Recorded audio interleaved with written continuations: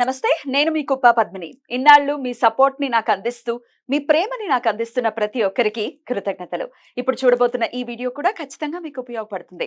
Like, share and subscribe చేసి మీ ఇష్టాన్ని అలాగే మీ సపోర్ట్ ని నాకు అందించండి. అలాగే ఈ వీడియో పట్ల మీ అభిప్రాయాన్ని కమెంట్ సెక్షన్ లో కమెంట్ చేసి నాకు తెలియజేయండి. నమస్తే. జ్యోతిష్య శాస్త్రం ఒక అద్భుతం. వేదాంగమైన జ్యోతిష్య శాస్త్రం అనేటువంటిది మానవ జీవన గమనానికి ఒక వరం. జ్యోతిష్య శాస్త్రం నీ జీవితంలో వెలుగునింపే ఒక భాష. ఆ భాష నీకు అర్థమైతే ప్రకృతి నీతో మాట్లాడుతుంది. అస్ట్రాలజీ నేర్చుకోవాలి అనుకునే వారికి అద్భుత అవకాశం. మురళీధర శర్మ గారి అస్ట్రాలజీ క్లాసెస్ అతి త్వరలో మొదలు కాబోతున్నాయి. 100% జాబ్ గ్యారంటీ. వివరాల కొరకు సంప్రదించండి.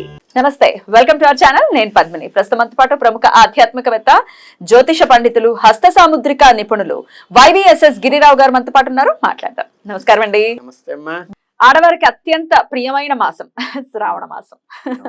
అంత ప్రియంగా చేసుకోవడానికి గల కారణం ఎందుకంటే లక్ష్మీదేవికి ప్రీతికరమైనటువంటి మాసంగా ఖచ్చితంగా చూస్తాం. లక్ష్మీదేవి మాత్రమే కాదు, శివభక్తులు కూడా అత్యంత పరమ పవిత్రంగా భావించేటటువంటి మాసం కార్తీక మాసం. ఎలాగో శ్రావణ మాసం కూడా అలాగే శివుడికి చాలా అద్భుతంగా ఆయనని సేవిస్తూ ఉంటారు. ఈ శ్రావణ మాసం శివకేశవ భేదం లేదమ్మా. శివాయ విష్ణు రూపాయ శివరూపాయ విష్ణువే శివస్య హృదయం విష్ణు విష్ణు హృదయం శివ.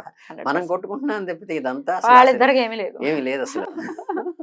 వాళ్ళు పాపం ఏమిట్రా ఎప్పటికి మారుతారా వీళ్ళు అని అనుకుంటూ ఉంటారు. ఎనీవేస్, నిజంగా ఈశ్వర కృప ఉంటే, నిజంగా విష్ణు కృప ఉంటే వాళ్ళిద్దరి మధ్య భేదం చూడడం అనేది మానేస్తాం కదా. అలాంటి విషయం ఏంటంటే అవతారాలు వచ్చినప్పుడు కూడా, ఇప్పుడు విష్ణు అవతారాలు వచ్చినప్పుడల్లా శివుణ్ణి అర్చిస్తాడు ఆయన.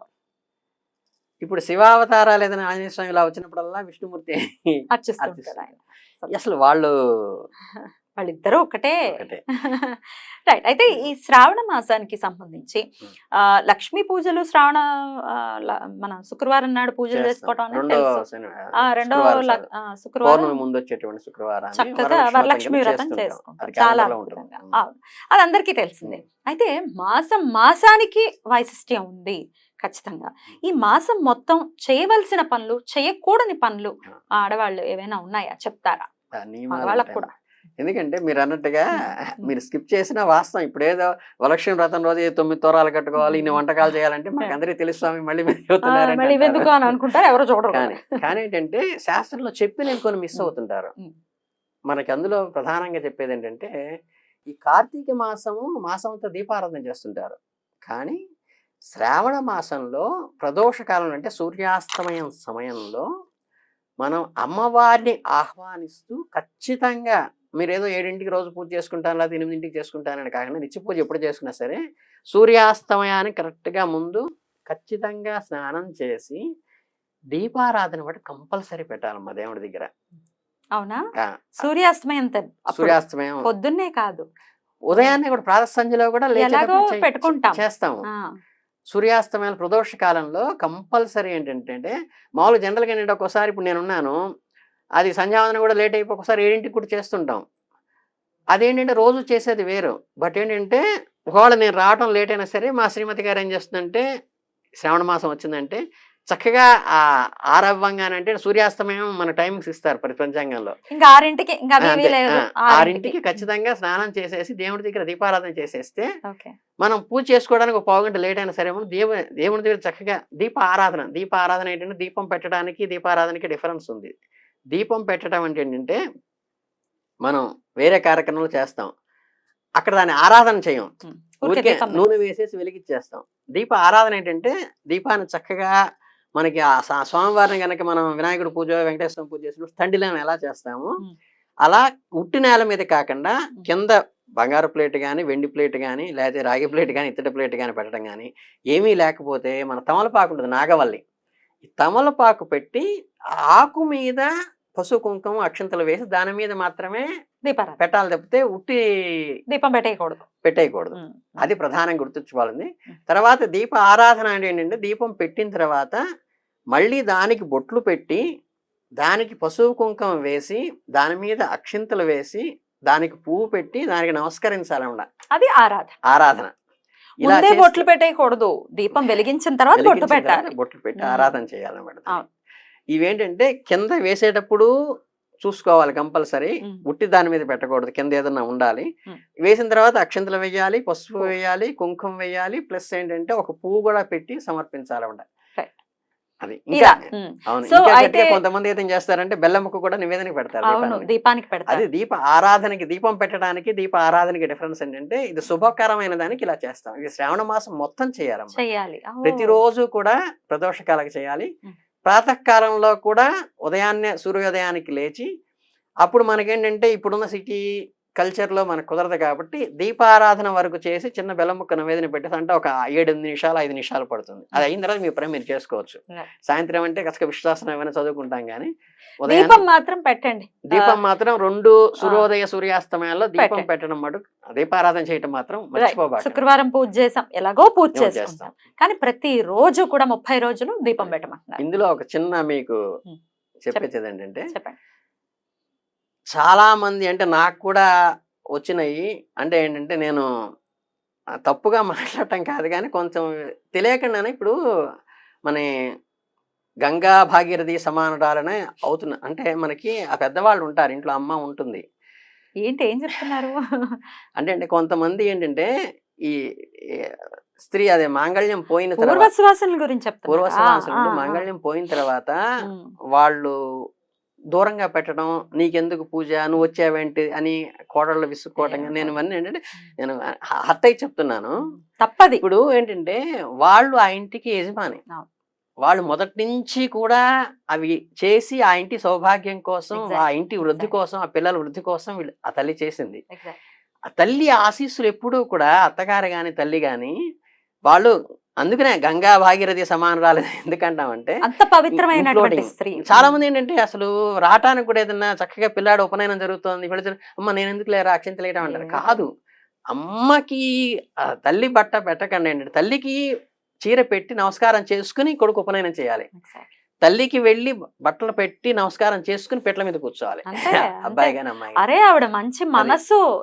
అందుకని ఏంటంటే ఇందులో మీ క్లాస్ ఒక్క మంగళగౌరి వ్రతానికి మాత్రమే వీళ్ళు తప్పితే చక్కగా ఒక తల్లి కొడుకు ఉన్నారనుకోండి ఇంట్లో, ఫర్ ఎగ్జాంపుల్ చెప్తున్నా, అబ్బాయికి ఇంకా పెళ్లి కాలేదు, చక్కగా మీ అమ్మగారి చేత అమ్మ నేను ఆఫీస్ నుంచి లేట్ అయినా సరే నువ్వు చక్కగా దీపారాధన చేసి పెట్టాను, సంతోషిస్తుంది. ఆవిడ ఏంటంటే అమృతం.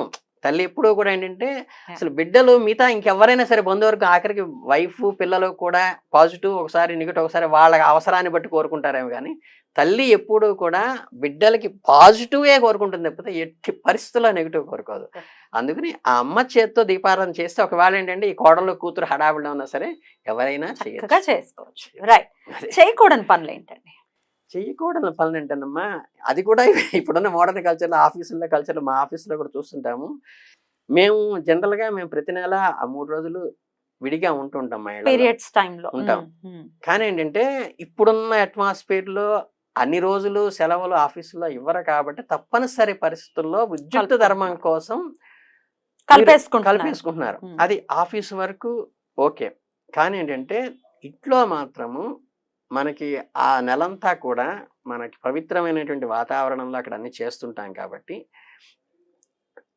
మనం అక్కడ ఇంట్లో కలుపుకోకుండా ఖచ్చితంగా ఆ ఒక్క నెలైనా సరే ఆ 3 రోజులు కాస్త విడిగా ఉండి ఒక చిన్న రూమ్లో విడిగా ఉండి ఈ బెడ్రూమ్లో మీరుంటూ ఆ బ్యాచులర్ మీరు చేసుకుంటూ ఇంట్లో కలయ తిరగకుండా ఉండి చక్కగా ఎవరి చేతైనా కనుక దేవుడి దగ్గర అవన్నీ చేయిస్తూ చక్కగా వీలైతే ఇంకా గట్టిగా మాట్లాడితే ఆ 3 రోజులు వంట కూడా ఏంటంటే స్వామివారికి మనం అంతా అక్కడ నివేదన పెట్టాల్సిన అవసరం ఉంటుంది కాబట్టి మీరు వంటగదిలోకి పూజ గదిలోకి వెళ్ళకుండా 3 రోజులు కనుక ఓపికగా దానివల్ల మీ వారికి వంట వస్తుంది, మీ పిల్లలకి ప్రయోజకులకి వంట వస్తుంది. జీవితాలు మారాలి, మారట్లేదండి అంటే ఒక్కసారైనా మనం ట్రై చేయాలి. పాత్ కనుక్కోవాలి. శ్రావణ మాసంలో మాత్రం కలుపుకోకూడదు. ఇంకా ఏ మాసంలో పోనీ కార్తీక మాసం కానీ శ్రావణ మాసం కానీ కష్టమైన మాసాలు ఏంటంటే ఆ మాసం మొత్తం ఉంటుంది, ఆ ఒక్క రోజు కాదు, ఇది ఆ మాసం మొత్తం ఉంటుంది కాబట్టి ఇది కంపల్సరీ కూడా ఒక్క నెల చేద్దాం, ఖచ్చితంగా పాటించాలమ్మా. పాటిస్తే ఇప్పుడు ఏంటంటే మనకి డాక్టర్ దగ్గరికి వెళ్ళినప్పుడు మందు వేయటం అనేది సెకండరీ, డయాగ్నోస్ ఎక్కడి నుంచి వచ్చింది మూలం ఏంటో కనుక్కోవాలి, మూలాన్ని తీయాలి.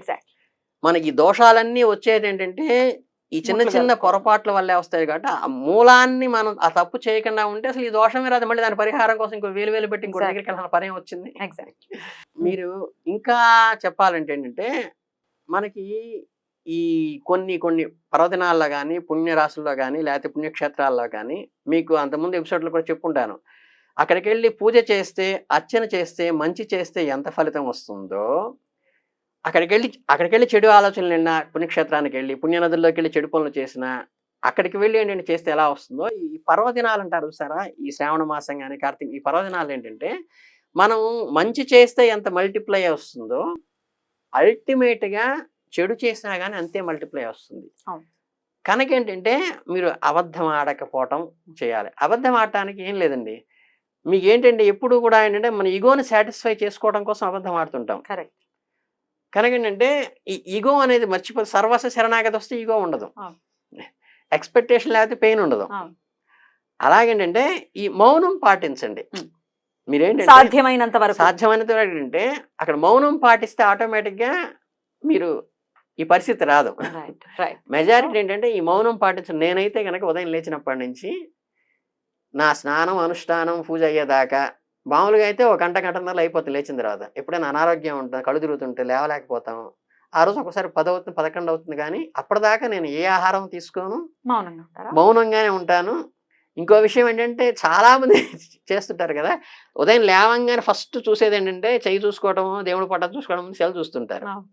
నేను నా అనుష్ఠానం అయ్యేదాకా కూడా ఫోన్ ముట్టుకోను, ఫోన్ కాల్ అటెంప్ట్ చేయను. అయిన తర్వాత ఏంటంటే చేశారు అంటాను.